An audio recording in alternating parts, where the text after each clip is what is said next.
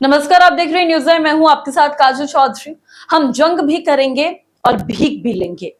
दुनिया की नजरों में एक परमाणु ताकत, लेकिन जेब में फूटी कौड़ी भी नहीं। जी हां, बात हो रही है हमारे पड़ोसी मुल्क पाकिस्तान की, जो एक बार फिर कटोरा लेकर आईएमएफ के दरवाजे पर पहुंच गया। और कमाल की बात रही, आईएमएफ ने उसे $1 अरब दे भी दिए, इसका मतलब है 8500 करोड़ रुपए।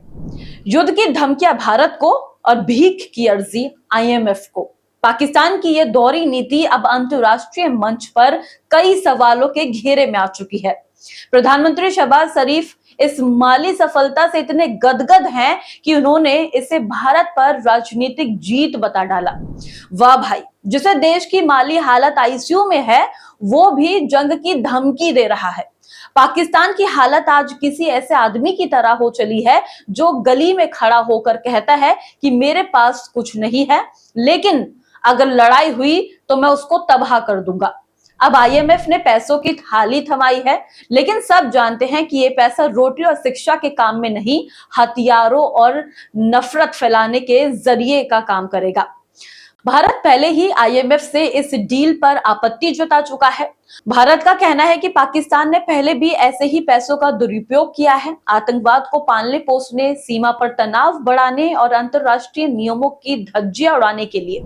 पाकिस्तान को अब आईएमएफ से पैसा मांगने की इतनी आदत हो चुकी है कि लगता है कि जैसे ये उनका राष्ट्रीय खेल बन गया हो। आंकड़े कहते हैं कि 1989 से अब तक पाकिस्तान ने आईएमएफ से करीब 23 बार कर्ज लिया है और सिर्फ पिछले 5 सालों में 4 बार बेल आउट पैकेज उठाए हैं।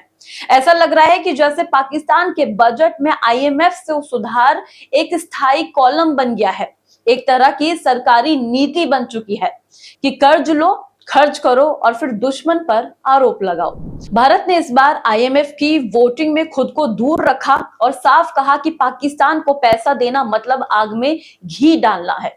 भारत का मानना है कि जब तक पाकिस्तान आतंकवाद और सीमा पर हिंसा से बाज नहीं आता, तब तक कोई भी आर्थिक मदद खतरनाक नतीजा ले सकती है।